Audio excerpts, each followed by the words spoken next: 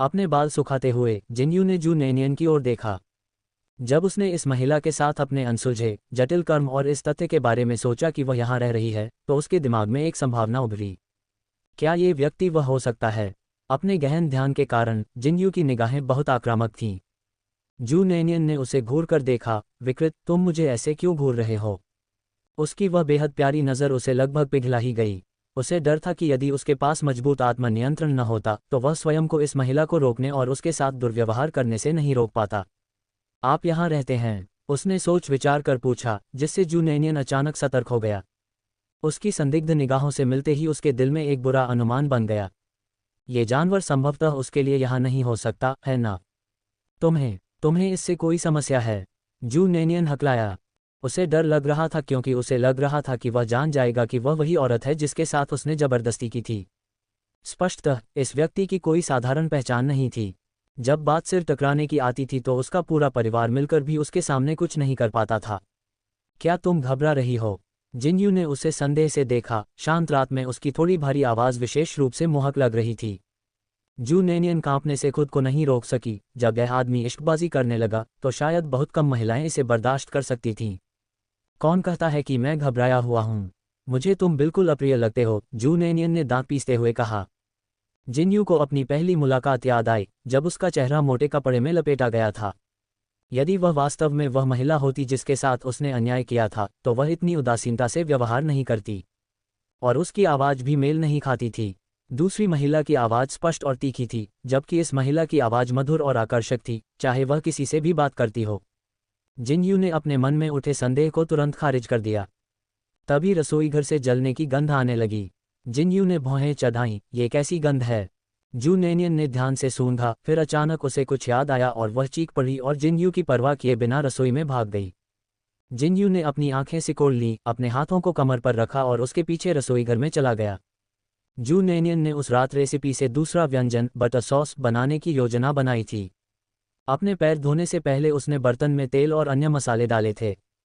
फिर जिनयू के अचानक प्रकट होने के कारण वह इसके बारे में पूरी तरह से भूल गई थी। जू नैनियन ने झुंझलाहट में अपनी भौहें रगड़ीं। ये जानवर बहुत ज़्यादा ध्यान भटका रहा था। उसे इस जानवर को अपने ऊपर हावी नहीं होने देना चाहिए। बर्तन की सामग्री जल जाने के कारण जू नैनियन के पास दोबारा शुरू करने के अलावा कोई विकल्प नहीं था। इस समय तक वह जिनयू की उपस्थिति के बारे में भूल चुकी थी। उसके बाल रास्ते में आ रहे थे, इसलिए उसने उन्हें मोड़कर लकड़ी के हेरपिन से बांध दिया, जिससे उसकी गोरी और सुंदर गर्दन का एक हिस्सा दिखाई देने लगा।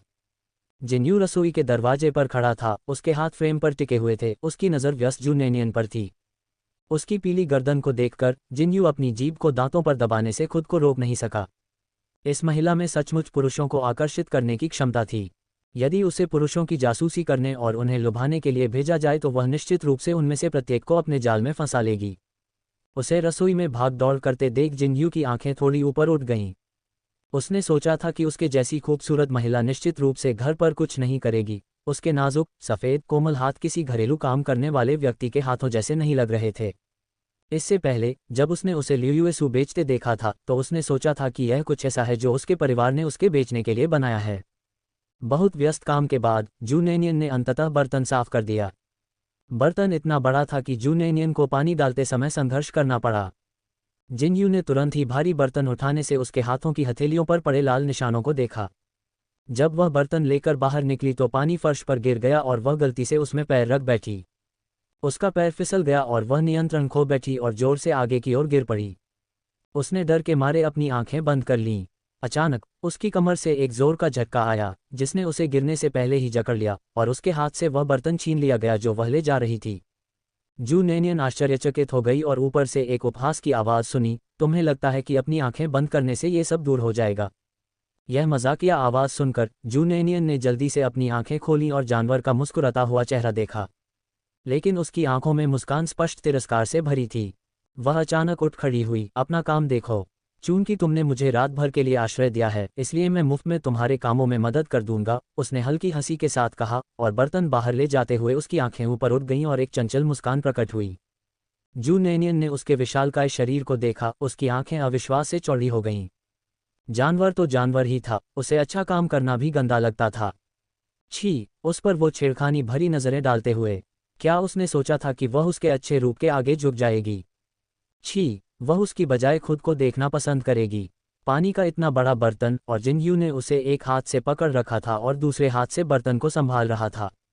वह सचमुच एक ताकतवर जानवर था। इससे शू नैनियन को वह समय याद आ गया जब उसने उसके खिलाफ पूरी ताकत से संघर्ष किया था और फिर भी वह उससे बच नहीं पाई थी। उसकी नफरत उसके दांतों में खुजली पैदा कर रही थी। यदि ये तथ्य न होता कि वह उसे हरा नहीं सकती थी तथा उसका चेहरा देखने में सहनीय न होता, तो उस दिन भागने से पहले वह उसके सिर पर पत्थर से वार कर देती। गंदा पानी बाहर निकालने के बाद जिनयू ने सीधे जू नैनियन के लिए बर्तन को चूल्हे पर रख दिया, अपने हाथों को कमर पर रखा और आदेश दिया, मेरे लिए कुछ खाने को बनाओ। उसके चेहरे पर हक का भाव था। जू नैनियन ने घूर कर देखा, मैं क्यों करूं? जिनयू ने अपनी जेब से 5 युआन निकाले, क्या ये काफ़ी हैं? जाना पहचाना संवाद, जाना पहचाना दृश्य। जू नैनियन ने दांत पीसते हुए तुरंत पैसे के लिए झुकी, ये काफ़ी है। अपनी बात का एहसास होने पर जू नैनियन ने चाहा कि काश वो खुद को थप्पड़ मार पाती।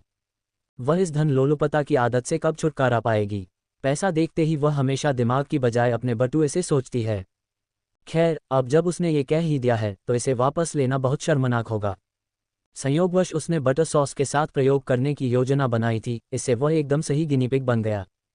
रसोईघर में केवल 2 स्टोव थे। शू नैनियन ने जब वह काउंटी शहर में थी तो चावल पकाने के लिए एक बर्तन खरीदा था जो दोनों उपयोगों के लिए उपयुक्त था। सौभाग्यवश उसने पहले ही नदी के पानी से भरी 2 बाल्टियां निकाल ली थीं। उसने चावल को पानी से साफ किया और उसे बर्तन में पकाया। अपनी आस्तीनें चढ़ाकर उसने बटर सॉस बनाना शुरू कर दिया। बटर सॉस बनाने के लिए मक्खन, गोमांस, सिचुआन काली मिर्च पाउडर, हरी प्याज, मिर्च, लहसुन, शिटाके मशरूम और कई मानक सामग्री की आवश्यकता होती है। जू नैनियन ने रेसिपी पढ़ी थी और उसकी विषय वस्तु को अपने दिमाग में याद कर लिया था।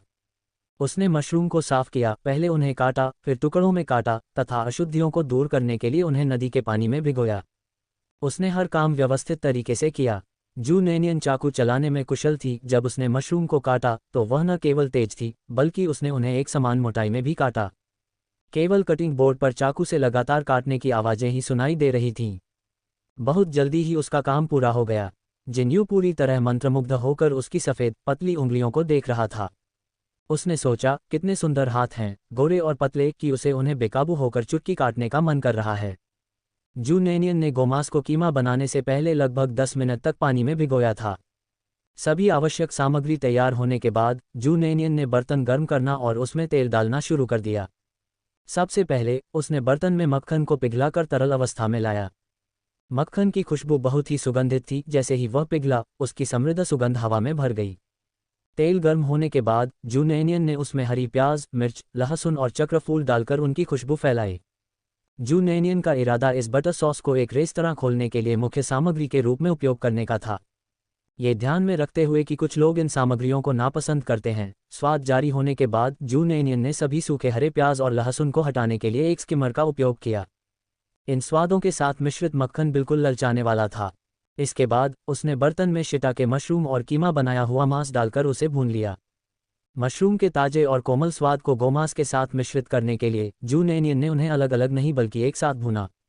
इसके अलावा इस तरह पकाने पर मशरूम का स्वाद और भी स्वादिष्ट होगा। जब गोमांस और मशरूम दोनों सुनहरे भूरे रंग के हो गए तो जू नैनियन ने तैयार मिर्च पाउडर छिड़का। बटर सॉस का सबसे महत्वपूर्ण हिस्सा मिर्च का भरपूर होना था। मिर्च डालने से अंदर का गोमांस और कटे हुए मशरूम पूरी तरह से लाल हो गए और गहरे लाल रंग की रोशनी से चमकने लगे। उन्हें अच्छी तरह से भूनने के बाद जू नैनियन ने अंत में मूल मसाला, नमक और सिचुआन काली मिर्च पाउडर छिड़का। इन चरणों को पूरा करने के बाद उसने इसमें एक कटोरा पानी डाला और फिर इसे ढक्कन से ढककर धीमी आंच पर पकने दिया। तलते समय तो इसका स्वाद पहले से ही काफ़ी लुभावना था, लेकिन जब इसमें पानी डाला गया तो इसकी सुगंध और भी अधिक आकर्षक हो गई। जिनयू बगल से देख रहा था और खुद को जू नैनियन पर एक नज़र डालने से रोक नहीं पाया। जब वह खाना बना रही थी तो उसका ध्यान पूरी तरह केंद्रित था और वह पूरी तरह तल्लीन थी। यह एक ऐसा दृश्य था जिसे देखकर कोई भी मंत्रमुग्ध हो सकता था। पूरे 10 मिनट तक पकने के बाद जब चावल तैयार हो गया तो जू नैनियन ने बर्तन का ढक्कन उठाया। जैसे ही उसने ऐसा किया, एक गहरी खुशबू फैल गई। बर्तन में छोटे छोटे लाल बुलबुले खुशी से बुदबुदा रहे थे। जू नैनियन ने जल्दी से इसे एक बड़े कटोरे में डाला, ऊपर से कुछ कटे हुए हरे प्याज छिड़के और इसे हिलाया। उसने जिनयू को चावल का कटोरा परोसा। चूंकि चावल को नदी के पानी में पकाया गया था, इसलिए प्रत्येक दाना मोटा था और उसमें चमक थी। चावल के ऊपर 2 बड़े चम्मच बटर सॉस डालने पर यह समृद्ध और सुगंधित सॉस ललचाने वाला और मुंह में पानी लाने वाला था। जिन्यू भोजन के बारे में विशेष रूप से चूजी नहीं था, अपने पेशे के कारण उसे केवल जीविका की आवश्यकता थी। लेकिन केवल इसकी गंध ही किसी के भी मुंह में पानी लाने के लिए पर्याप्त थी। अब जिन्यू जू नैनियन का गिनी पिग था। अपनी पिछली अनिच्छा को त्यागते हुए उसने मुस्कुराते हुए उसे परोसा, इसे आजमा कर देखो। चमकदार लाल सॉस आकर्षक रूप से चमक रहा था। इसकी मोहक खुशबू का तो जिक्र ही नहीं, बल्कि इसका दृश्य ही लार टपकाने लायक था। जिन्यू ने उसे लिया, चम्मच से खाया और एक टुकड़ा खाया। मशरूम मोटे और उछालदार थे तथा गोमांस सुगंधित और स्वादिष्ट था। चटपटे मसालेदार स्वाद ने भूख बढ़ा दी। चावल के साथ स्वादिष्ट और मसालेदार चटनी मुंह में भर गई। जिन्यू को मिठाई पसंद नहीं थी। यदि पहले उल्लेखित लियू यूसू को एक स्वादिष्ट व्यंजन माना जा सकता है, तो सॉस के साथ चावल का एक कटोरा एक पाक कला का आनंद था। गाढ़ी चटनी के कारण जिन्यू के लिए अपने होंठ चाटना असंभव हो गया। उसने एक ही बार में 5 कटोरे चावल खा लिए और तब तक खाता रहा जब तक उसका पेट अपनी सीमा तक नहीं पहुंच गया। जिन्यू का खाने का तरीका वास्तव में काफी अनियंत्रित था, बिल्कुल भी सुरुचिपूर्ण नहीं, लेकिन असभ्य भी नहीं। इसके बजाय इससे दूसरों की भूख बढ़ सकती है। यद्यपि जू नैनियन को जिन्यू पसंद नहीं था, लेकिन उसे उसके द्वारा बनाए गए भोजन का आनंद लेते देख उसे अविश्वसनीय संतुष्टि का एहसास हुआ। क्या यह अच्छा है? उसने अपनी चमकदार चमकती आंखों से जिन्यू से पूछा। जिन्यू ने अभी अभी अपना कटोरा नीचे रखा था और जब उसने ऊपर देखा तो उसकी नज़र उन चमकदार मोहक आंखों पर पड़ी।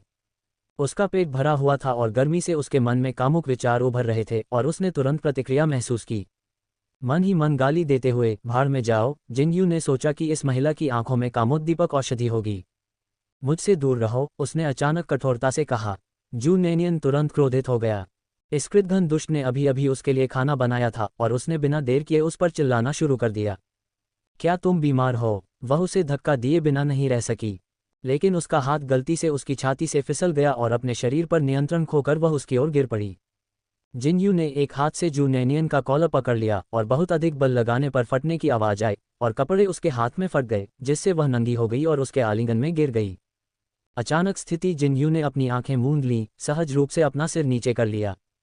जिन्यू की नज़र मिलते ही जू नैनियन तुरंत जाग गया और जिन्यू को धक्का देकर दूर कर दिया।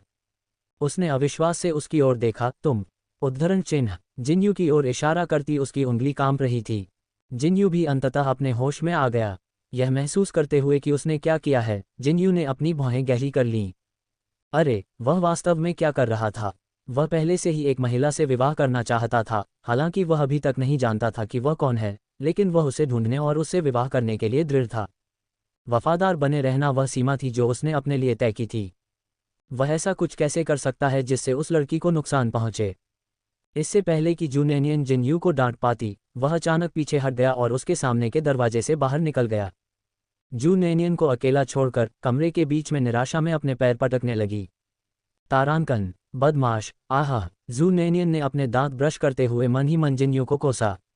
नहीं, नहीं, अगली बार जब वह इस आदमी को देखे तो उसे हर कीमत पर उससे बचना होगा। वह उसे फिर कभी नहीं देखना चाहती थी। जू नैनियन ने चिढ़कर अपने बालों को बिखेरा, लगभग अपने घर में मौजूद छोटी सी लड़की पर पैर रख दिया और डर के मारे तुरंत अपना पैर वापस खींच लिया। वह अब इस बदमाश से कोई भी संबंध नहीं रखना चाहती थी। अनगिनत बार अपने दांतों को ब्रश करने के बाद जू नैनियन गुस्से में अपने कमरे में वापस चली गई और अपने चेहरे पर कंबल खींच लिया। इस बीच जिन्यू, जो वहां से चला गया था, पिछली पहाड़ी पर वापस आ गया था और अपने हाथों को तकिए की तरह सिर के नीचे रखकर आधी ऊंचाई पर लेट गया था। जिन्यू को ऐसा महसूस हुआ जैसे वह जू जियाओ से मिलते ही कोई और बन गया हो, मानो वह मंत्रमुग्ध हो गया हो। उसे देखते ही उसका दिल बेचैन हो गया। भगवान ही जाने कि वह महिला बिना किसी कारण के इतनी सुंदर क्यों थी, और वह हमेशा उसे दयनीय, असहाय आंखों से देखती थी। उसकी अस्थिर निगाहों के बारे में सोचते हुए जिन्यू ने अपनी जीभ चटकाई और जू नैनियन पर एक लेबल लगा दिया। ये लड़की वर्जित क्षेत्र है, दूर रहो। जब से उसने उस स्त्री को चोट पहुंचाई थी, उसने अपने आप से कहा था कि इस जीवन में वह केवल उसी स्त्री से विवाह कर सकता है, जब तक कि वह महिला उसके साथ रहने को तैयार न हो। लेकिन धिक्कार है जू जियाओ पर, हमेशा जानबूझकर या अनजाने में उसे परेशान करता रहता है, जिससे उसके विचार निरंतर उथल पुथल में रहते हैं। तारांकन, लियूएसू के लिए बाजार को पहले खोलने के लिए जू नैनियन ने अगले दिन बेचने के लिए बटर सॉस बनाने में जल्दबाजी नहीं की। इसके बजाय उसने लगभग 500 और लियूएसू बनाए। इस बार जू नैनियन उन्हें लीकिंग शुई के पास नहीं ले गए, क्योंकि आपूर्ति का तय समय अभी तक नहीं आया था। इस बार वह और जू जिकियांग साथ ही खोजने के लिए लियू यूएस उसको 4 दिशाओं में शहर के किनारों पर ले गए, पूर्व, दक्षिण, पश्चिम और उत्तर। चारों दुकानें सूखी वस्तुओं की दुकानें नहीं थीं, उनमें से 2 दुकानें नाश्ते की थीं। जू नैनियन ने लियू यूएस उसको बाहर निकाला, कीमत पर चर्चा करने की जल्दी में नहीं, बल्कि दूसरों को पहले इसका स्वाद लेने दिया। बिना किसी अपवाद के लियू यूएसू का स्वाद चखने वाले प्रत्येक दुकान मालिक ने जू नैनियन के साथ सहयोग करने पर सहमति व्यक्त की। जिन 2 ड्राई गुड्स स्टोर्स ने भुगतान किया वे सीधे थे और शहर के केंद्र में लीकिंग शुई की तरह उन्होंने न केवल वर्तमान स्टॉक लिया बल्कि अगले लियूएसू आपूर्ति समय की भी व्यवस्था की। हालांकि चूंकि उनकी दुकानें बाहरी इलाके में थीं, इसलिए उन्होंने बड़ी मात्रा की मांग नहीं की। यह अनुमान लगाते हुए कि शहर के बाहरी इलाकों में ग्राहकों का प्रवाह शहर के केंद्र जितना अच्छा नहीं होगा, जू नैनियन ने बहुत अधिक नहीं, केवल 500 ग्राहक बनाए थे। बाहरी इलाके में स्थित 2 सूखी वस्तुओं की दुकानों ने 300 लियूएसओस ले लिए तथा अन्य 2 नाश्ते की दुकानों ने शेष 200 को आपस में बांट लिया। चूंकि उसने ली किंग शुई से वादा किया था कि वह शहर के केंद्र में अन्य दुकानों को लियूएसू की आपूर्ति नहीं करेगी, इसलिए जू नैनियन ने पूर्व, दक्षिण, पश्चिम और उत्तर के इन साझेदारों को पहले ही स्पष्ट कर दिया था कि यदि वे अपनी दुकानें शहर के केंद्र में ले जाते हैं तो वह उन्हें लियूएसू की आपूर्ति नहीं करेगी। यह मामला अभी आकार लेना शुरू ही कर रहा था और चारों साझेदार तुरंत सहमत हो गए, क्योंकि भविष्य में क्या होगा ये कौन जानता था, और उनकी वर्तमान परिस्थितियों को देखते हुए उनके लिए अभी शहर के केंद्र में जाना संभव नहीं था। सूखे माल की दुकान के मालिकों की स्पष्टवादिता की तुलना में दोनों नाश्ते की दुकान के मालिक अधिक रूढ़िवादी थे और नियमों का पालन करते थे। सहयोग लियू यूसू के लिए बाजार खोलने के लिए जू नैनियन ने अगले दिन बटर सॉस बनाने और बेचने के लिए जल्दबाजी नहीं की, बल्कि इसके बजाय लगभग 500 लियू यूसू बनाए। इस बार जू नैनियन उन्हें लीकिंग शुई के पास नहीं ले गया, क्योंकि उसे आपूर्ति करने का तय समय अभी तक नहीं आया था। वह और जू जिकियांग संभावित व्यापारिक साझेदारों की तलाश के लिए लियू यूएसू को 4 अलग अलग दिशाओं, पूर्व, दक्षिण, पश्चिम और उत्तर में शहर के किनारों तक ले गए। सभी 4 दुकानें सूखी वस्तुओं की दुकानें नहीं थीं, उनमें से 2 दुकानें नाश्ते की दुकानें थीं। जू नैनियन ने लियू यूएसू को बाहर निकाला और कीमतों पर तुरंत चर्चा करने के बजाय उन्होंने लोगों को पहले उन्हें चखने दिया। बिना किसी अपवाद के जिन दुकानों के मालिकों ने लियू यूएसू का स्वाद चखा वे सभी जू नैनियन के साथ साझेदारी करने के लिए सहमत हो गए। दोनों ड्राई गुड्स स्टोर्स ने भुगतान में स्पष्ट रुख अपनाया और शहर के केंद्र में स्थित लीकिंग शुई की तरह ही उन्होंने न केवल वर्तमान स्टॉक लिया बल्कि लियूएसू के अगले बैच के लिए आपूर्ति का समय भी निर्धारित किया। हालांकि चूंकि उनकी दुकानें शहर के बाहरी इलाके में थीं, इसलिए उन्होंने बड़े ऑर्डर नहीं दिए। जू नैनियन ने शहर के केंद्र की तुलना में शहर के बाहरी इलाकों में कम पैदल यातायात का अनुमान लगाया था, यही कारण है कि वह केवल 500 ही बना पाए। 300 रुपये 2 सूखी वस्तुओं की दुकानों के बीच बांट दिए गए और शेष 200 रुपये 2 नाश्ता दुकानों के बीच बांट दिए गए। क्योंकि जू नैनियन ने लीकिंग शुई से वादा किया था कि वह शहर के केंद्र में दुकानों को लियूएसू प्रदान नहीं करेगी, इसलिए उसने पूर्व, दक्षिण, पश्चिम और उत्तर में 4 संभावित साझेदारों को स्पष्ट कर दिया कि यदि वे अपनी दुकानें शहर के केंद्र में ले जाते हैं तो वह अब उन्हें लियूएसू की आपूर्ति नहीं करेगी। ये व्यवस्था अभी आकार ले रही थी और चारों साझेदार इस पर तुरंत सहमत हो गए, क्योंकि भविष्य में क्या होगा ये कौन जानता है। इसके अलावा उनकी वर्तमान परिस्थितियों को देखते हुए शहर के केंद्र में जाना संभव नहीं था। आरामपसंद सूखे सामान की दुकान के मालिकों की तुलना में नाश्ते की दुकान के मालिक अधिक रूढ़िवादी और नियमों का पालन करने वाले थे। हालांकि उन्होंने लियूएसू के इस बैच को ले लिया, लेकिन उन्होंने अगले ऑर्डर के लिए जू नैनियन के साथ व्यवस्था नहीं की। आखिरकार जू नैनियन इन्हें नाश्ते की दुकानों पर 3 माओ प्रति पीस की दर से बेच रहा था, जिससे पता चलता है कि खुदरा मूल्य अधिकतम 4 माओ होगा। एक छोटी पेस्ट्री के लिए 4 माओ, जिससे किसी का पेट नहीं भरता था, को व्यवसाय में लगे लोग महंगा मानते थे, ग्राहकों की तो बात ही छोड़िए। इसमें कोई संदेह नहीं था कि पेस्ट्री स्वादिष्ट थी, लेकिन चिंता ये थी कि वे बहुत महंगी थीं और बहुत कम लोग उन्हें खरीद सकते थे। सूखे माल की दुकान के मालिक चतुर थे, स्पष्ट रूप से व्यापार में निपुण थे, इसलिए जू नैनियन को इस बात की चिंता नहीं थी कि वे पेस्ट्री कैसे बेचेंगे। हालांकि नाश्ते की दुकान के मालिक थोड़े ईमानदार लग रहे थे और केवल नाश्ता बेचने पर ध्यान केंद्रित कर रहे थे। इसके बाद जू नैनियन ने उन्हें एक टिप दी, जो भी ग्राहक नाश्ते के लिए आए उन्हें थोड़ा सा स्वाद चखाएं। ये सुनकर नाश्ते की दुकान के मालिक तुरंत अनिच्छुक हो गए और जू नैनियन से विरोध करते हुए कहा, यह इतना महंगा है, हम इसे मुफ्त में कैसे दे सकते हैं? नहीं, ऐसा नहीं चलेगा। जू नैनियन ने तुरंत बताया कि चून की कीमत बहुत अधिक थी, इसलिए जिन लोगों ने अभी तक इसका स्वाद नहीं चखा था वे कीमत सुनते ही इसे लेने से कतराने लगेंगे। बेहतर होगा कि ग्राहकों को पहले स्वाद लेने दिया जाए और जब वे लियूएसू के स्वाद से आकर्षित हो जाएं, तब कीमत के बारे में बात की जाए। जो लोग अच्छे भोजन की सराहना करते हैं वे शायद दांत पीसकर उसका एक टुकड़ा खरीद लेंगे, यदि अधिक लोग खरीदेंगे तो क्या इससे उन्हें ये चिंता नहीं रहेगी कि वे बेच नहीं पाएंगे। 4 माह प्रति यूनिट की कीमत हालांकि ऊंची थी, लेकिन यह अफोर्डेबल नहीं थी, खासकर काउंटी शहर में। काउंटी शहर में अधिकांश लोग नौकरी करते थे। जीवन और परिवार के भरण पोषण के लिए हर दिन इसे खाना निश्चित रूप से वहन करने योग्य नहीं था, लेकिन कभी कभार इसका आनंद लेना पहुंच में था। सबसे महत्वपूर्ण बात यह थी कि भोजन स्वादिष्ट था। नाश्ते की दुकान के मालिकों को मुफ्त में स्वाद देने के लिए राजी करने के लिए जू नेनियन ने खुद को एक उदाहरण के रूप में इस्तेमाल किया। उन्होंने उनसे पूछा कि यदि उन्होंने भोजन चखने से पहले उसकी कीमत सुन ली होती तो क्या वे उसके साथ साझेदारी करने के लिए सहमत होते। यद्यपि दोनों मकान मालकिनें साधारण थीं, फिर भी वे मूर्ख नहीं थीं। जू नेनियन के विश्लेषण को सुनने के बाद वे तुरंत समझ गए और जान गए कि वह सही थी। कुछ ही समय में उन्होंने अन्य 500 केक बेच दिए और जू नेनियन बहुत खुश हुआ। पिछली रात की घटना, जिसमें वह गलती से उस जानवर के बहुत करीब पहुंच गई थी, को तुरंत भुला दिया गया। जू जिकियांग को अपने साथ घसीटते हुए वह ग्लूटिनस चावल का आटा और चावल खरीदने के लिए डिपार्टमेंटल स्टोर में वापस चली गई। घर पर अभी भी चावल का आधा बैग बचा था, लेकिन यान कुइहुआ और जू दावेई को यह विश्वास दिलाने के लिए कि उनका परिवार भविष्य में चावल का भोजन कर सकेगा, जू नेनियन ने कुछ अतिरिक्त खरीदने का फैसला किया।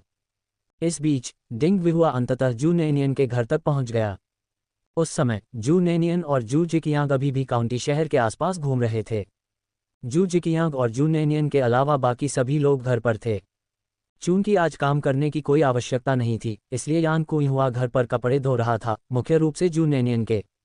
जहां तक जू जिकियांग के 3 भाइयों के कपड़ों का सवाल है, ये काम 2 छोटे बदमाशों जू जिचेंग और जू डोयू पर पड़ा। यान कुइहुआ जू नेनियन के कपड़े धोते समय उन पर साबुन लगाती रही। जू डोयू ने साबुन पकड़ने के लिए हाथ बढ़ाया ही था कि यान कुइहुआ ने उसका हाथ झटक दिया, जिससे जू डोयू डर गया और उसने जल्दी से उसका हाथ पकड़ लिया। यान कुइहुआ ने डांटा, तुम छोटे शरारती बंदर, तुम्हें साबुन की क्या जरूरत है?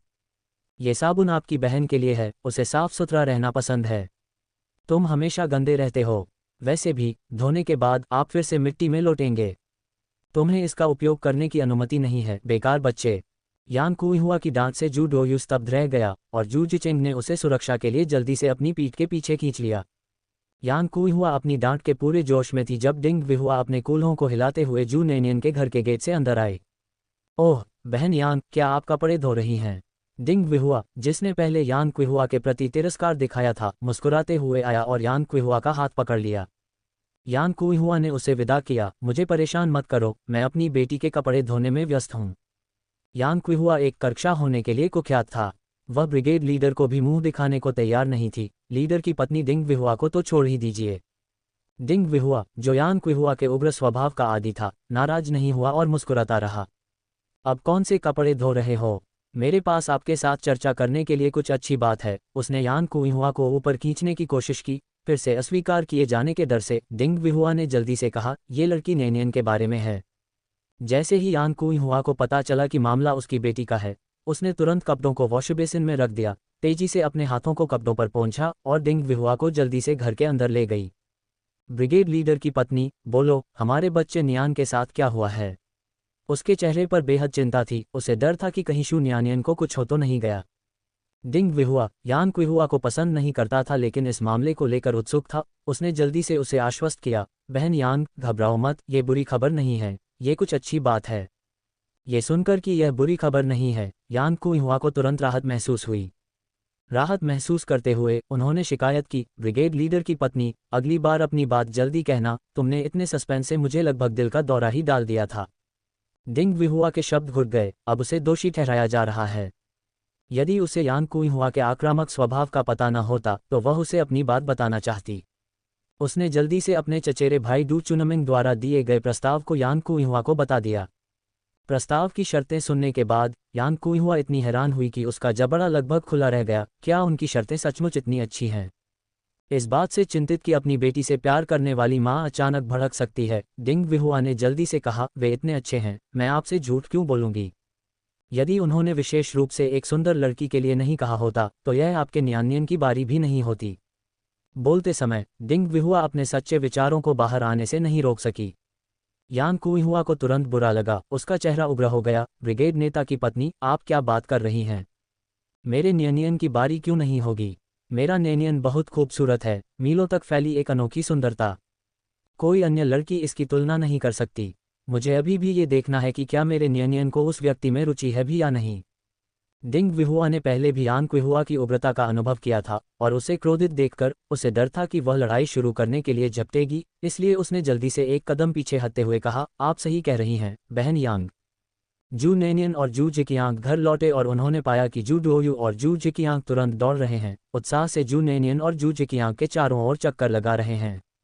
सटीक रूप से कहें तो वे जू जिकियांग के चारों ओर चक्कर लगा रहे थे जो सामान ले जा रहा था। जू नैनियन ने जू दोयू को अपनी बाहों में उठा लिया और उसे चूम लिया, जिससे दोयू ने शर्म से अपना चेहरा जू नैनियन के कंधे में छिपा लिया, जिससे नैनियन जोर से हंस पड़ी। जू दावेई पानी भर रहा था जब उसने जू नैनियन को वापस आते देखा। उसकी आंखों में मुस्कुराहट आ गई, बेबी न्यान वापस आ गया है। जू नैनियन ने जोर से सिर हिलाया। पिताजी, माँ कहाँ हैं? उसके इतना कहते ही यान कुइहुआ और डिंग विहुआ घर से बाहर आ गए। उस समय यान कुइहुआ खुशी से मुस्कुरा रही थी, डिंग विहुआ का हाथ पकड़े हुए थी और बार बार उसे बहन डिंग कह रही थी। जू नैनियन उलझन में दिखे। क्या यह उसकी माँ थी? डिंग विहुआ ने जू नैनियन को देखा और गर्मजोशी से उसका अभिवादन किया, जिससे नैनियन को असहज महसूस हुआ। क्या ब्रिगेड कमांडर की पत्नी ने भी अपना कोर बदल लिया था?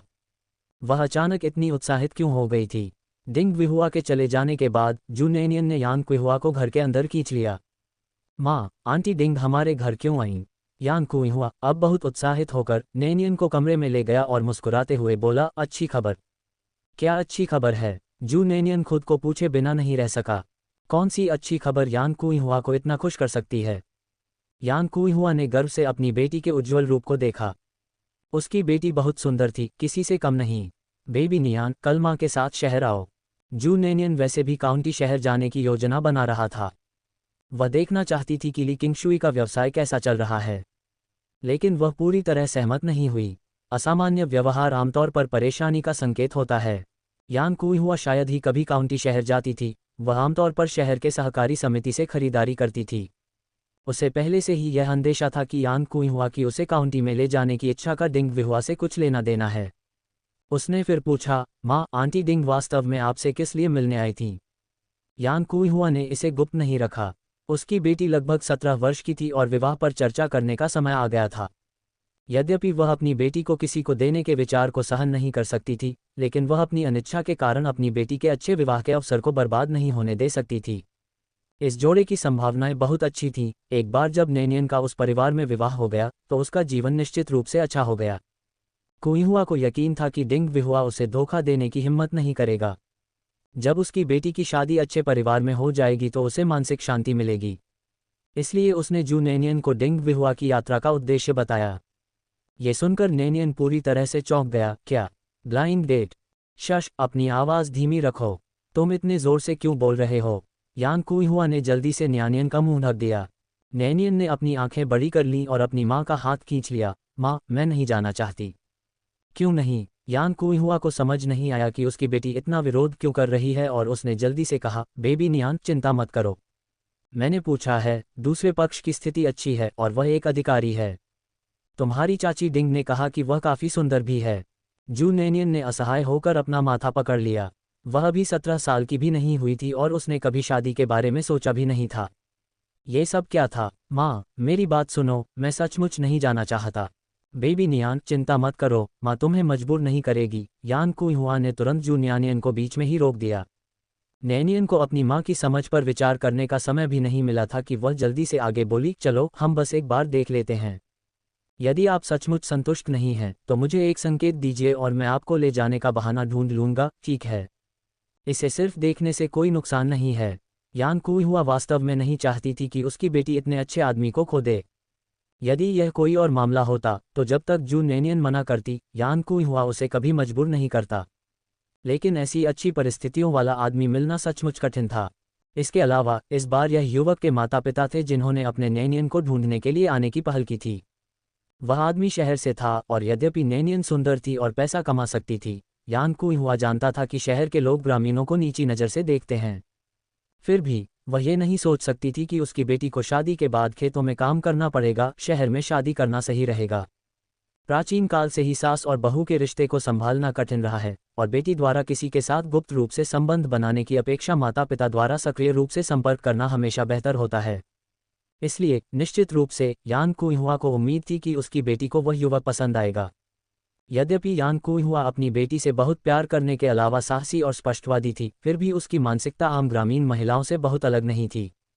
यान कुइहुआ की आशा भरी आंखों में देखते हुए जू नेनियन ने खुद को असहाय महसूस किया। चर्चा इतनी आगे बढ़ चुकी थी कि उसके लिए मना करना मुश्किल हो गया था। वह बस एक बार देख सकती है और फिर वह आसानी से कह सकती है कि उसे इसमें कोई दिलचस्पी नहीं है।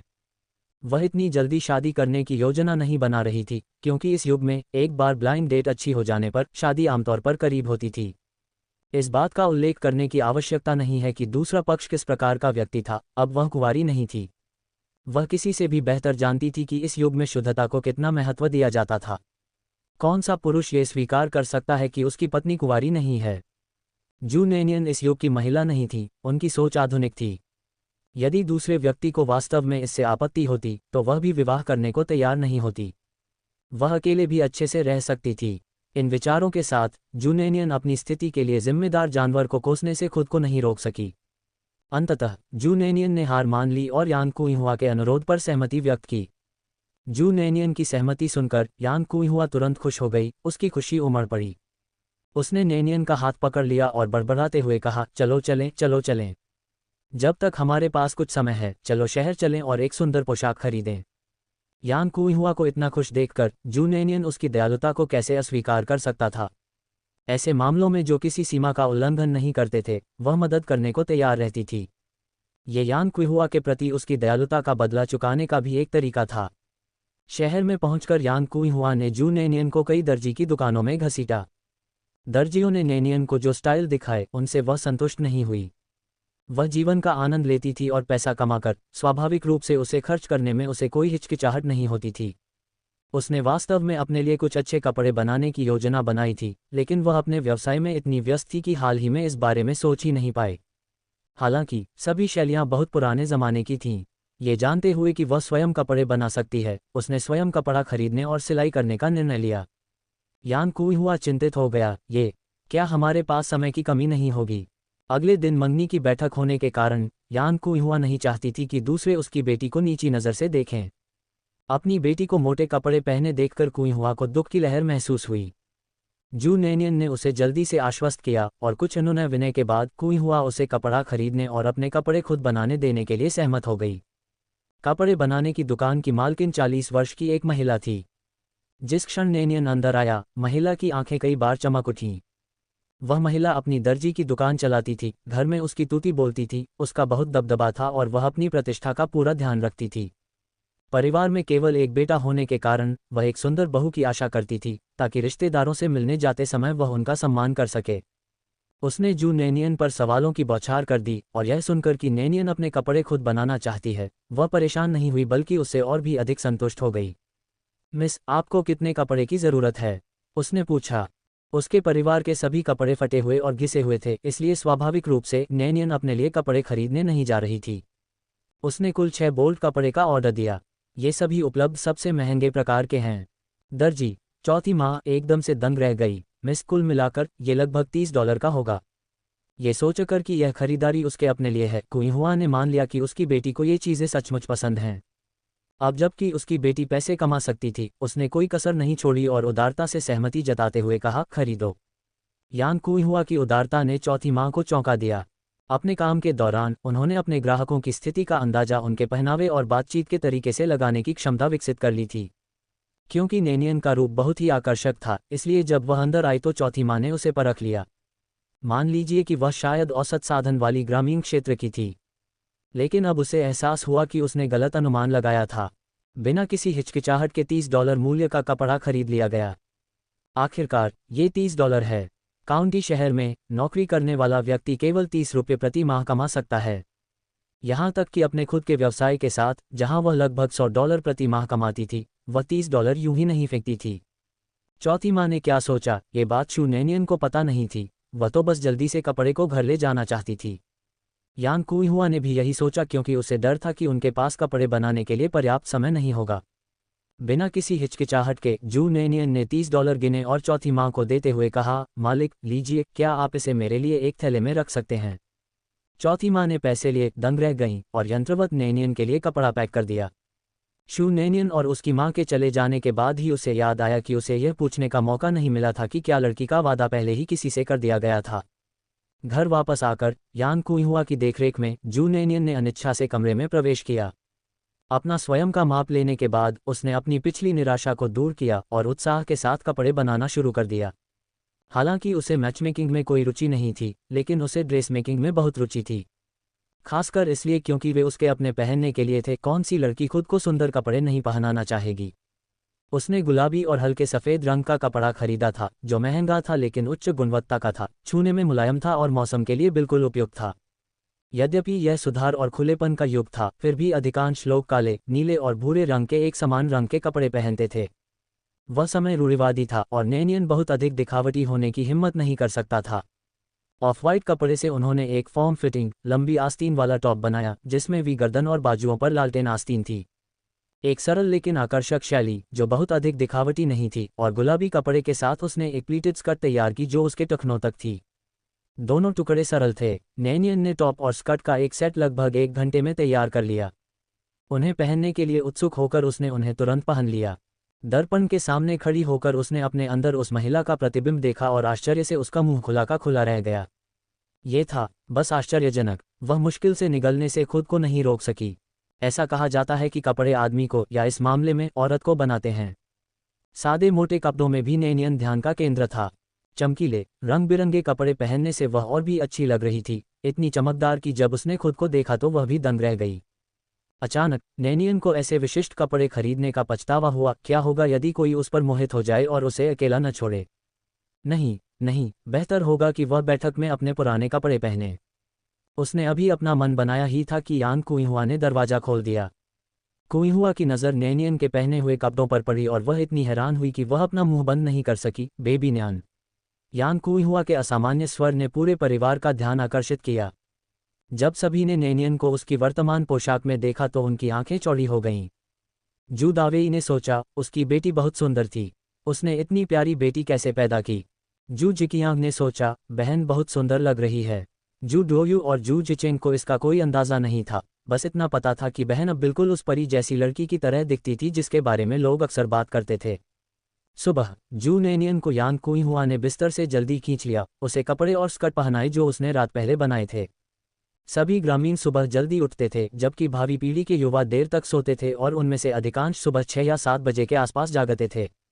जू नेनियन बहुत सुंदर थी और सादे कपड़ों में भी वह लोगों का ध्यान आकर्षित करने के लिए काफ़ी थी। आज तो ऐसे जीवन परिधान में तो और भी ज़्यादा। उसका क्रीम रंग का टॉप इस तरह से बनाया गया था कि वह आकार में फिट हो, जिससे उसका सुडौल शरीर उभरकर सामने आ रहा था। गहरे रंग के लोग क्रीम रंग के कपड़ों में और भी गहरे रंग के दिख सकते हैं, लेकिन शू नेनियन अलग थी। उसकी त्वचा पूरी तरह से सफ़ेद और चिकनी थी, एक छिलके वाले अंडे की तरह। उसकी गर्दन के नीचे की त्वचा इतनी सफ़ेद थी कि वह चमक रही थी, और जैसे ही वह दरवाजे से बाहर निकली, उसने तुरंत ग्रामीणों की निगाहें अपनी ओर खींच लीं। जैसे जैसे वे आगे बढ़े, कई लोगों ने यान कुइहुआ का अभिवादन किया और शू नेनियन ने भी बड़ों से विनम्रता से बात की। सभी पड़ोसियों ने यान कुइहुआ से पूछा कि वे क्या कर रहे थे। चूंकि अभी तक कुछ भी तय नहीं हुआ था, भले ही वह दूसरे पक्ष की शर्तों से संतुष्ट थी, यान कुइहुआ स्वाभाविक रूप से अपनी बेटी की प्रतिष्ठा को धूमिल होने से बचाने के लिए कुछ नहीं कहेगी। पूछने पर उसने बताया कि वे कुछ सामान खरीदने शहर जा रहे हैं। उन्होंने ये भी कहा कि वे कैप्टन की पत्नी से मिलकर साथ जाने वाले हैं। यान कुइहुआ के चले जाने के बाद झांग परिवार की चाची ने तिरस्कारपूर्वक कहा, क्या खरीदें? इतने शानदार कपड़े पहनकर वह निश्चित रूप से अपनी बेटी को शादी के लिए ले जा रही है। झांग परिवार की चाची ही वह थी जिनके बारे में यान कुइहुआ अक्सर शिकायत किया करते थे। माँ, क्या मुझे सचमुच ये पहनना होगा? शू नेनियन ने अजीब लेकिन विनम्रता से ग्रामीणों का अभिवादन करते हुए यान कुइहुआ से पूछा। कल रात उसके द्वारा बनाए गए कपड़ों को देखने के बाद जू नेनियन के पास उन्हें पहनने के अलावा कोई विकल्प नहीं था। उसे अपने द्वारा बनाए गए कपड़े निश्चित रूप से पसंद थे, लेकिन समस्या ये थी कि वह उन्हें मैचमेकिंग के लिए पहनना नहीं चाहती थी। पूरे रास्ते में यान कुइहुआ ने गांव के कई युवा पुरुषों और बड़े लड़कों को अपनी बेटी को घूरते हुए देखा और वह संतुष्टि से मुस्कुराए बिना नहीं रह सकी। ओह, इतनी सुंदर बेटी होना उसकी अपनी गलती थी। बस इसे पहन लो, डरो मत। हम अब सुधार और खुलेपन के युग में हैं और लड़कियों को अच्छे कपड़े पहनने चाहिए। बेबी नियान, चिंता मत करो, यान कुइहुआ ने आश्वस्त करते हुए कहा। अगर किसी ने तुम्हारी पीठ पीछे बात करने की हिम्मत की तो मैं, तुम्हारी माँ, उसकी जीभ फाड़ दूंगी। यान कुइहुआ की छवि एक उग्र महिला की थी और उसके उग्र स्वभाव के कारण वह थोड़ी सी भी उत्तेजना पर किसी से भी झगड़ा कर सकती थी। गांव में बहुत से लोग यान कुइहुआ को उकसाने की हिम्मत नहीं कर सके और यह सुनकर जू नैनियन कांपने से खुद को नहीं रोक सकी। उसकी माँ बहुत उग्र थी। अपनी माँ के जिद्दी स्वभाव को जानते हुए जू नैनियन ने विरोध करना छोड़ दिया। जब वे कप्तान के घर पहुंचे तो डिंग विहुआ पहले से ही दरवाजे पर इंतजार कर रही थी और जैसे ही उसने जू नैनियन के दिन के परिधान को देखा उसकी आंखें खुशी से चमक उठीं। हमारा नैनियन सचमुच बहुत उज्ज्वल है, वह कहने से खुद को नहीं रोक सकी। यान कुइहुआ के होंठ कुछ बार फड़क गए। उसने खुद से सोचा, तुम्हारा न्यानियन कौन है? वह उसकी बेबी न्यान है। लेकिन अंत में उसने कुछ नहीं कहा। आखिरकार चाहे आज बूढ़ी माँ डिंग जो भी योजना बना रही हो, यदि वह सफल हो जाती तो उसकी बेटी को अनंत आशीर्वाद प्राप्त होते। कोई भी लाभ ज्यादातर उसकी बेटी के लिए होता, इसलिए उसने शब्दों की लड़ाई में शामिल होने की जहमत नहीं उठाई। वे तीनों गांव से कस्बे तक लगभग 2 घंटे पैदल चलने और फिर कस्बे से शहर तक बस से जाने के बाद काउंटी कस्बे में पहुंचे। जब वे काउंटी शहर पहुंचे तो लगभग 10 बज चुके थे और शहर में हलचल मची हुई थी। यान कुइहुआ ने वे कपड़े पहने हुए थे जो जू नैनियन ने पिछली रात से ले थे, गहरे बैंगनी रंग का टॉप और पतलून। बैंगनी रंग गरिमापूर्ण और सुरुचिपूर्ण है। क्योंकि यान कुइहुआ मोटी थी और अपनी बेटी को सम्मान देने के लिए वह अपनी छाती फुलाकर घूमती थी, बिल्कुल भी डरी हुई नहीं थी और अपने कपड़े समृद्धि के भाव से पहनती थी। जब वे तीनों काउंटी शहर से गुजर रहे थे तो राहगीर लिंग या उम्र की परवाह किए बिना जू नैनियन को देखने से खुद को रोक नहीं पा रहे थे। जू नैनियन को इतना अधिक जांचा परखा महसूस हुआ कि उसका चेहरा लाल हो गया और उसकी गर्दन सूज गई। वह मन ही मन सोचने लगी, किसने कहा कि इस युग में लोग रूढ़िवादी हैं? क्या उन्हें किसी लड़की पर एक अतिरिक्त नज़र डालने के बाद शर्माना नहीं चाहिए? उन पुरुषों की निगाहों में रूढ़िवादिता या शर्म का कोई संकेत नहीं था। डिंग विहुआ अपने चचेरे भाई डू चुनमिंग को खोजने के लिए दोनों को लेकर आए। डू चुनमिंग एक सरकारी कार्यालय में काम करती थी। यद्यपि उनका पद छोटा था, फिर भी वे कम से कम एक सिविल सेवक थी, जिसे विशेष रूप से सम्मानजनक नौकरी माना जाता था।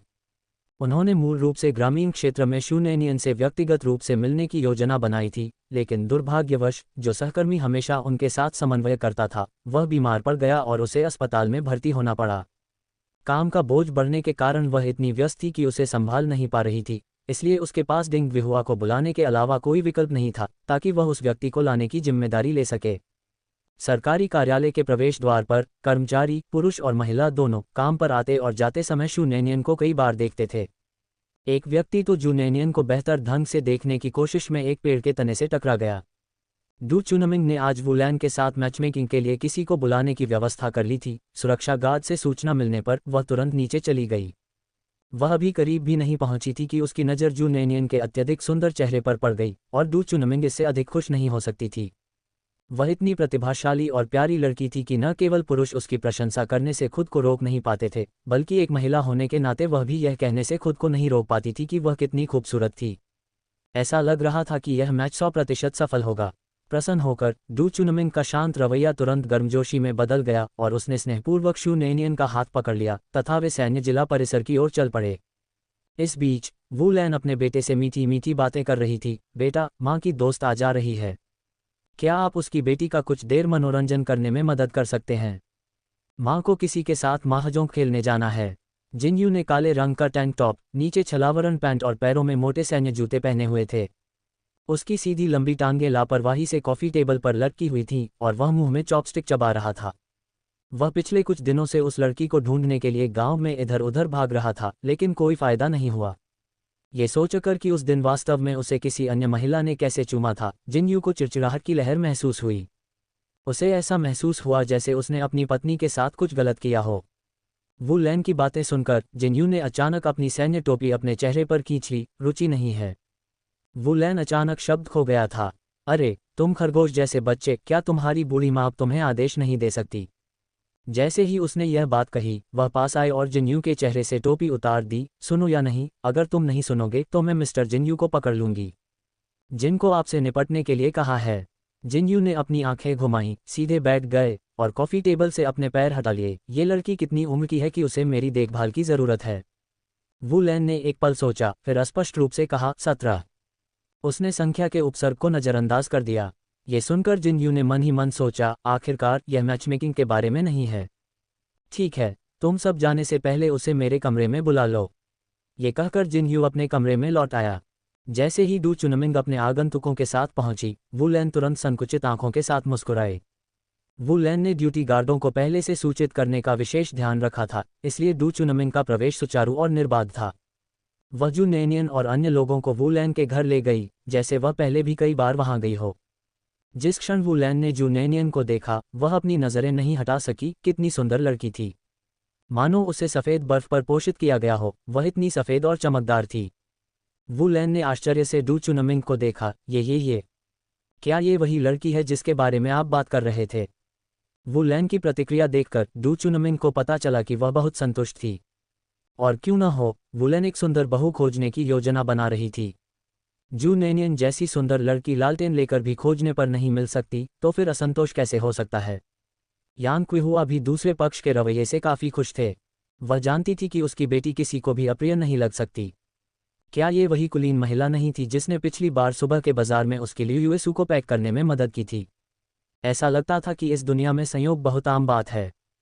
दूसरी ओर, वू लैन ने जू नैनियन को नहीं पहचाना था, क्योंकि उस समय उसका चेहरा अच्छी तरह से ढका हुआ था, और वू लैन ने वास्तव में जू नैनियन का चेहरा नहीं देखा था। उसे बस ऐसा महसूस हुआ कि उसकी चमकदार आंखें जानी पहचानी लग रही थीं, मानो उसने ऐसी खूबसूरत आंखें पहले कहीं देखी हों। हालांकि अभी इन बातों के बारे में सोचने का समय नहीं था। सबसे महत्वपूर्ण बात यह थी कि उसके बेटे और उस युवती को एक दूसरे से मिलने दिया जाए। हे भगवान, इतनी आकर्षक और मनमोहक युवती के होते हुए भी उसका जिद्दी बेटा निश्चित रूप से उसकी ओर मुंह नहीं मोड़ेगा। वू लैन को बिना बोले लड़की को घूरते हुए देखकर डू चुनमिंग जल्दी से मुस्कुराया और कहा, बहन वो, आप इस बारे में क्या सोचती हैं? वू लैन तुरंत वास्तविकता में वापस आ गई और जल्दी से सभी को लिविंग रूम में ले गई। जू नैनियन ने उत्सुकता से कमरे की सजावट का निरीक्षण किया। वह जीवन का आनंद लेती थी और हर चीज़ के बारे में थोड़ा बहुत जानती थी। इस परिवार के घर में सजावटी सामान देखकर उसने मन ही मन सोचा कि यह परिवार बहुत असाधारण होगा। एक बड़े परिसर और एक अलग 2 मंजिला घर में रहते हुए कोई आश्चर्य नहीं कि उसकी मां इतनी उत्साहित थी। किसी भी युग में धन और शक्ति हमेशा जनता की चाहत रही है। यदि कोई ऐसे परिवार में विवाह कर ले तो संभवतः उसे जीवन भर खाने पीने की चिंता नहीं करनी पड़ेगी। बेशक ये वही था जो यान क्विहुआ और अन्य लोगों ने सोचा था। जू नैनियन को ऐसा नहीं लगा। पारिवारिक पृष्ठभूमि में इतना बड़ा अंतर होने के कारण वास्तविक कष्ट तो बाद में आएगा। जू नैनियन का इरादा आज केवल औपचारिकताएं निभाने का था, लेकिन परिवार की स्थिति को देखकर वह थोड़ा चिंतित महसूस करने से खुद को नहीं रोक सकी। क्या होगा यदि ये परिवार उस पर मोहित हो जाए और उसके साथ अपनी मर्जी से रहने पर अड़ जाए? उसका परिवार ऐसे लोगों को भड़काने का जोखिम नहीं उठा सकता था जब तक कि वे उसे पसंद न करते हों। लेकिन जू नैनियन को लगा कि यह संभावना काफ़ी कम है। इस शरीर की मूल स्वामिनी निस्संदेह सुंदर थी और स्थानिक झरने के पानी से शुद्ध होने के बाद वह और भी अधिक आकर्षक हो गई थी। बहुत कम लोग ऐसे प्रलोभन का विरोध कर सकते हैं। जू नैनियन ने सोचा कि वह कैसे खुद को दूसरों के लिए अनाकर्षक बना सकती है। जिस क्षण से जू नैनियन ने प्रवेश किया, वू लैन उसे परख रही थी, और अब जब उसने देखा कि उसकी निगाहों में विलासिता के लिए कोई दिखावटी लालसा नहीं है, तो वू लैन उससे और भी अधिक प्रसन्न हुई। हालांकि वह एक बहू चाहती थी, लेकिन वह अदूरदर्शी दृष्टि वाली महिला की तलाश में नहीं थी। उसने महसूस किया कि यह युवती बिल्कुल उसकी पसंद की है, सुंदर और आकर्षक है, और सबसे महत्वपूर्ण बात यह है कि उसमें कोई अश्लीलता नहीं है। युवती का संपूर्ण आचरण सौम्य और शांत था, तथा यद्यपि वह सुंदर थी, फिर भी उसके भाव अद्भुत रूप से पवित्र थे। वू लैन द्वारा घूरे जाने से असहज महसूस कर रही जू नैनियन केवल एक शर्मिंदगी भरी मुस्कान ही दे सकी। यह मुस्कान इतनी आकर्षक और मोहक थी कि वू लैन को उससे और भी अधिक लगाव हो गया, और वह अपना मुंह ढककर हंसने लगी, क्योंकि उसके स्तर की महिला से अपेक्षित दिखावटी दिखावा उसमें नहीं था। यान क्विहुआ ने डिंग विहुआ से सुना था कि दूसरे पक्ष की स्थिति कितनी अच्छी थी, लेकिन उसने केवल इसके बारे में सुना था और यह उम्मीद नहीं की थी कि उनका परिवार इतना समृद्ध होगा। इस घर को देखो, कितना भव्य है, एक बड़े परिसर में स्थित है। इस बारे में बात करने मात्र से ही उन्हें प्रतिष्ठा मिलेगी। दूसरी ओर डिंग विहुआ को ईर्ष्या का एहसास हुआ। उसकी इतनी सुंदर बेटी क्यों नहीं हो सकी?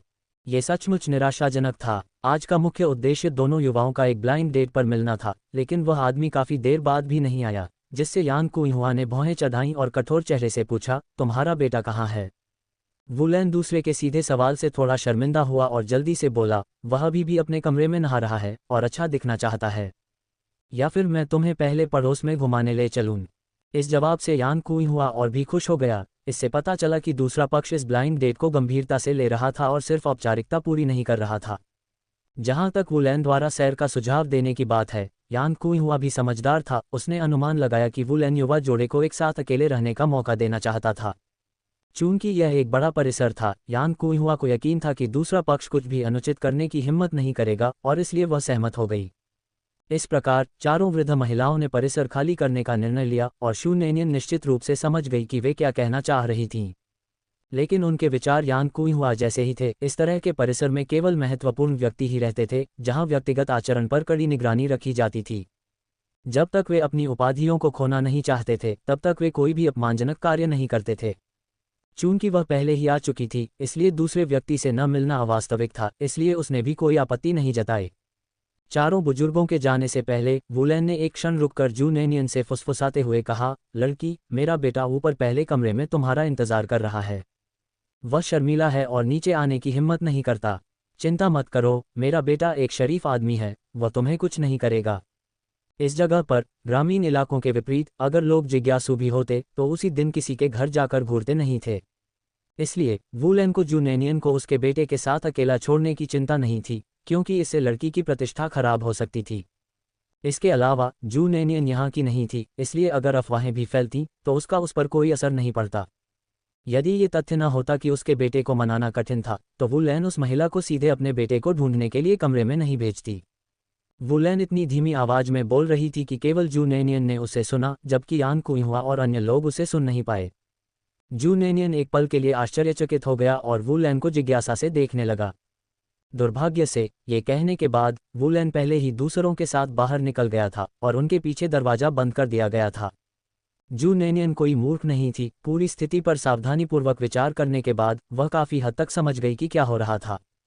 यदि दूसरा पक्ष जानबूझकर उसे नुकसान पहुंचाने की कोशिश नहीं कर रहा था, तो इसका मतलब था कि वह व्यक्ति भी ब्लाइंड डेट पर जाने के लिए अनिच्छुक था। अन्यथा भावी जीवनसाथी उसके घर आने के बाद भी उसके कमरे में तैयार होने के लिए क्यों रुका रहेगा? ये सम्मान का संकेत नहीं था, ये परवरिश में कमी को दर्शाता था। यह असंभव था कि ऐसा परिवार ऐसे शिष्टाचार को नहीं समझेगा। वह शायद ब्लाइंड डेट पर नहीं जाना चाहती थी, शायद उसे पहले से ही कोई पसंद था, और हो सकता है कि उसके परिवार को यह मंजूर न हो। ये तथ्य कि दूसरा पक्ष अनिच्छुक था, जू नेनियन की आशाओं से पूरी तरह मेल खाता था, जो कि और भी बेहतर था। चाहे दूसरे पक्ष की पारिवारिक स्थिति कितनी भी अच्छी क्यों न हो, फिलहाल वह शादी नहीं करना चाहती थी। ये बात ध्यान में रखते हुए जू नेनियन सीढ़ियों की ओर बढ़ गया। सीढ़ियों के शीर्ष पर पहला कमरा। जब वह दरवाजे पर पहुंची तो जू नेनियन ने दस्तक देने के लिए हाथ उठाने से पहले एक पल के लिए हिचकिचाहट दिखाई। उस समय जिनयू ने युद्ध के बाद स्नान किया था, उसके बाल गीले थे और वह एक हाथ में तौलिया लेकर उन्हें सुखा रहा था। दस्तक सुनकर और अपनी माँ की कही बात याद करके जिनयू ने सोचा कि क्या उसे पहले नए कपड़े पहनने चाहिए। जब वह ये सोच ही रहा था कि दरवाजे के बाहर से फिर दस्तक हुई। जिनयू ने अब कोई हिचकिचाहट नहीं दिखाए और नंगे पैर दरवाजे तक चला गया। उसने मन ही मन सोचा कि आखिरकार ये तो एक छोटा लड़का ही है, और एक आदमी के लिए नंगी जांघ दिखाना या बिना शर्ट के घूमना बिल्कुल सामान्य बात है। और इसलिए जिनयू ने दरवाजा खोला। एक दरवाज़ा उनकी दृष्टि रेखा को अलग कर रहा था, लेकिन जैसे ही वह खुला उनकी आंखें मिल गईं। जू नेनियन दस्तक देना जारी रखने वाली थी, उसका हाथ पहले से ही उठा हुआ था, जबकि जिनयू का दूसरा हाथ उसके बाल सुखाने में व्यस्त था। कुछ क्षण के लिए दोनों ने अपनी गति रोक दी और आश्चर्य से एक दूसरे को देखने लगे। ये तुम हो, ये तुम हो, दो चौंकी हुई आवाज़ें एक साथ गूंजी। जू नेनियन सबसे पहले होश में आए और जिनयू की पोशाक को देखकर तथा यह महसूस करके कि कमरे में कोई और नहीं है, उसके दिमाग में षड्यंत्र के सिद्धांत उमड़ पड़े। बिना एक शब्द कहे वह भागने के लिए मुड़ी, लेकिन जिनयू भी वास्तविकता में वापस आ गया था और उसने धीरे से शाप दिया। यह महिला उसका पीछा करके उसके घर तक कैसे आ सकती है? उसे भागने की कोशिश करते देख उसका हाथ उसके दिमाग से भी तेज चलने लगा और उसने अपना लंबा हाथ बढ़ाकर शू नेनियन के कपड़ों का कॉलर पकड़ लिया। जू नेनियन भागने पर ध्यान केंद्रित कर रहा था, जबकि जिनयू ने बहुत अधिक बल लगाया था। उनकी विरोधी शक्तियों के सक्रिय होने से एक चीख की आवाज़ सुनाई दी और वह व्यक्ति कपड़ा छोड़कर भाग गया। शू नेनियन स्तब्ध रह गई, उसे अब अपने कपड़ों की परवाह नहीं रही क्योंकि वह घबरा गई थी। वह सीढ़ियों से नीचे गिर गई, जबकि जिनयू ने तेजी से उसका पीछा किया, अभी भी उसके कपड़े पकड़े हुए। जिनयू ने सोचा कि यदि यह महिला उसके घर तक पहुंच सकती है तो उसका संदेह सही था, वह उसे भ्रमित करने के उद्देश्य से एक जासूस होनी चाहिए। उसे संदेह था कि उसने शायद अपने ऊपर कोई प्रेम औषधि भी छिड़क ली होगी। भागने की सोच रहे हैं? बिल्कुल नहीं। जिनयू कौन था? वह टीम में चीता नेता के रूप में जाने जाते थे और उनकी गति ऐसी नहीं थी जिसका मुकाबला जू नेनियन कर सकें। एक पल में जिन यू ने सीढ़ी के प्रवेश द्वार पर जू नैनियन को पकड़ लिया। जू नैनियन उन्मत्त था। ये जानवर यहाँ कैसे हो सकता है? क्या ये सब उसकी योजना हो सकती है? इसमें कोई आश्चर्य नहीं कि डिंग विहुआ ने उसे ढूंढ लिया था। वह ब्लाइंड डेट के लिए एक खूबसूरत लड़की ढूंढने की बात कर रहा था। ये सब झूठ था। माँ और बेटी उसे नुकसान पहुंचाने पर तुले हुए थे। इस जानवर के लिए एक बार काफ़ी नहीं था और वह दूसरी बार ऐसा करना चाहता था। इस बार तो वह मरते दम तक भी झुकेगी नहीं। उनके संघर्ष के बीच जू नैनियन अचानक एक कदम चूक गया और सीढ़ियों से नीचे गिर गया। जिन यू ने सहजता से अपनी बाहें उसकी कमर के चारों ओर लपेट लीं और अपने शरीर को घुमा लिया। इससे पहले कि वे खुद को संभाल पाते, जू नैनियन ने अपने पंजे घुमाकर जिन यू की आंख में वार कर दिया। जिन यू ने रेलिंग को पकड़ने का इरादा किया था, लेकिन जू नैनियन संघर्ष करता रहा और अपने कौशल के बावजूद वह उसकी खरोंच को रोक नहीं सका।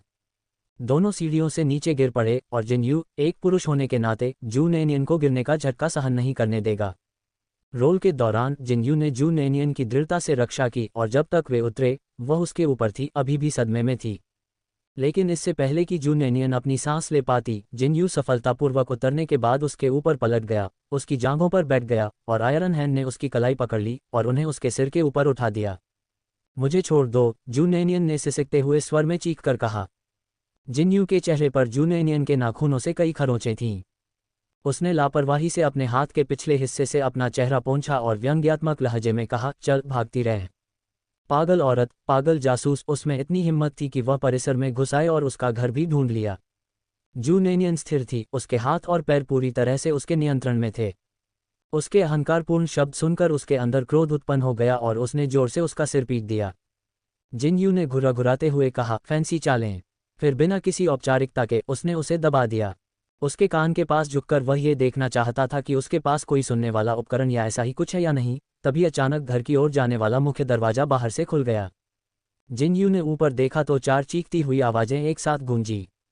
यान क्विहुआ को ऐसा लगा जैसे वह बेहोश होने वाली है, उसकी बेबी नियान। वू लैन पहले तो बहुत खुश हुई, ये सोचकर कि उसके बेटे को आखिरकार ये लड़की पसंद आ गई है, लेकिन फिर उसे एहसास हुआ कि उसके बेटे ने क्या किया है। उसका माथा गर्म हो गया और वह लगभग बेहोश भी हो गई।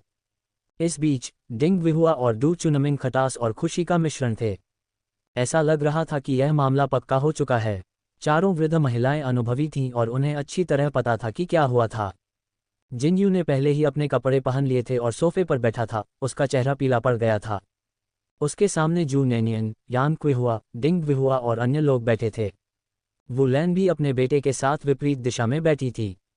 इस समय जू नैनियन ने वू लैन के कपड़े पहने हुए थे। उसका चेहरा उदासी से भरा हुआ था क्योंकि वह अपने सामने जिन यू को घूर रही थी। उसकी आंखों के कोनों में अभी भी आंसू के धब्बे दिखाई दे रहे थे। आधे घंटे में वू लैन ने न केवल जिन यू को डांटा, बल्कि जू नैनियन की वहां उपस्थिति का कारण भी समझाया। आप कह रहे हैं कि वह मेरे साथ मैचमेकिंग मीटिंग के लिए यहाँ आई थी? जिन यू ने अपनी आंखें उठाईं। उसकी निगाहों में एक ठंडी ठंडक थी जिससे वू लैन अनजाने में कांप उठी। चाहे ये सच हो या झूठ, तुम्हें उस युवती के साथ ऐसा अन्याय नहीं करना चाहिए था। जिन यू, तुम एक आदमी हो और मुझे तुम्हें ये याद दिलाने की ज़रूरत नहीं है कि अब तुम्हें क्या करना चाहिए।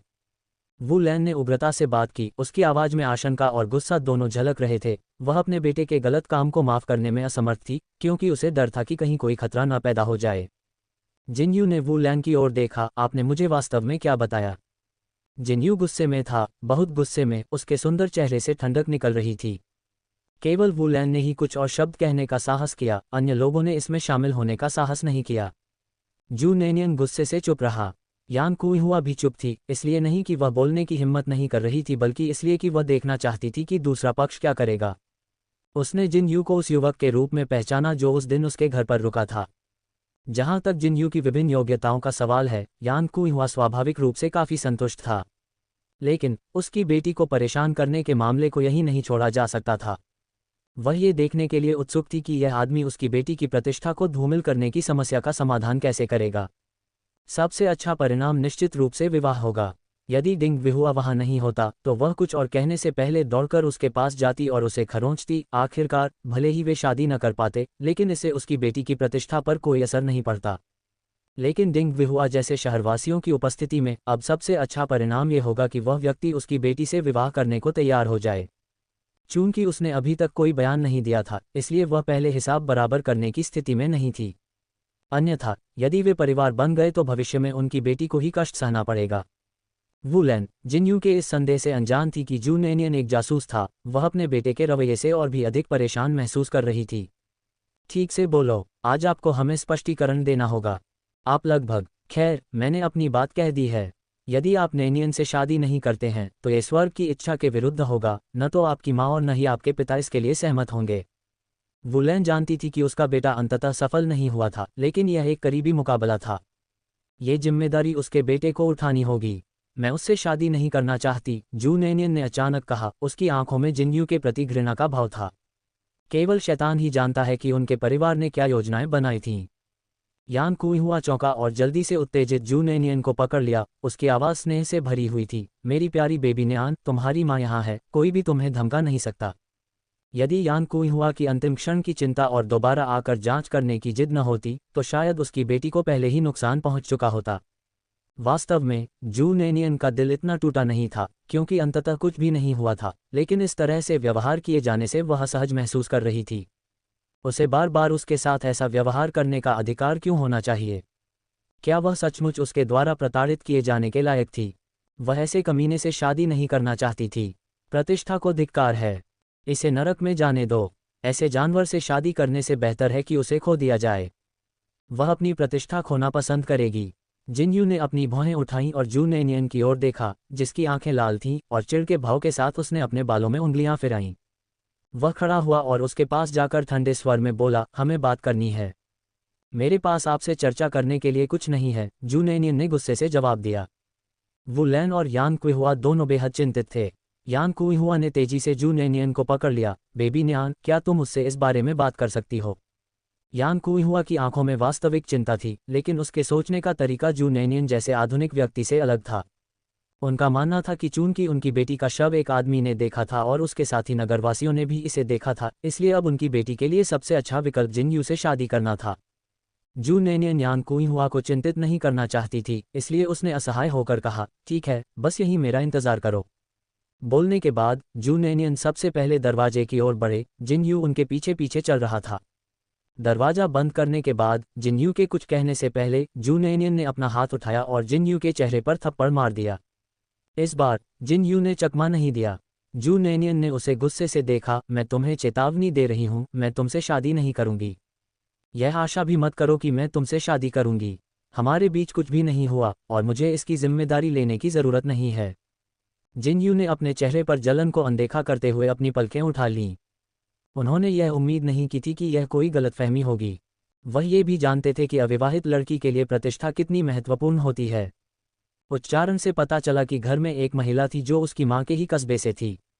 इससे पहले की स्थिति में उसके पास ये सोचने का समय नहीं था कि उसने क्या पहना है। उसके कपड़े फाड़ने की तो बात ही छोड़ दीजिए।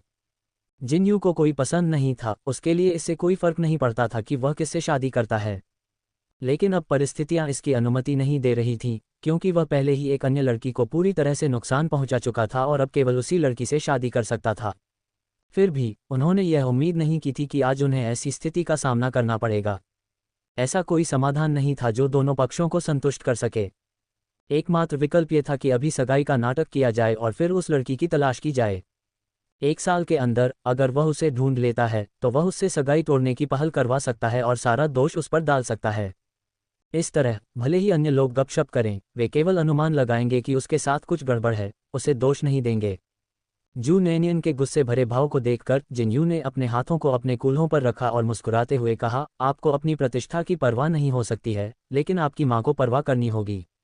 अंदर जो फूलदार पोशाक वाली महिला है वह आपके गांव की है ना? अंदर एकमात्र व्यक्ति जिसने फूलदार पोशाक पहनी हुई थी वह डिंग विहुआ था। जू नैनियन जानती थी कि वह सच बोल रहा है। उसे यह स्पष्ट नहीं था कि डिंग विहुआ का मुंह किस तरह का था, लेकिन यह निश्चित रूप से बहुत चुप रहने वाला नहीं था। एक बार बात फैल जाने पर हो सकता है कि उसे गपशप की परवाह न हो, लेकिन उसके परिवार को निस्संदेह इसकी परवाह होगी। यान कुइहुआ एक गुस्सैल महिला थी, लेकिन वह अपनी बेटी की सबसे अधिक परवाह करती थी। यह विचार कि अन्य लोग उसके बारे में कहानियां गढ़ रहे हैं निश्चित रूप से परेशान करने वाला होगा, लेकिन उसके लिए इस जानवर से शादी करना भी कोई विकल्प नहीं था। तुम क्या चाहते हो? जू नैनियन ने सावधानी से पूछा। जिनयू ने जू नैनियन के आकर्षक चेहरे को देखते हुए आह भरी, चिंता मत करो, मैं भी तुमसे शादी नहीं करना चाहता।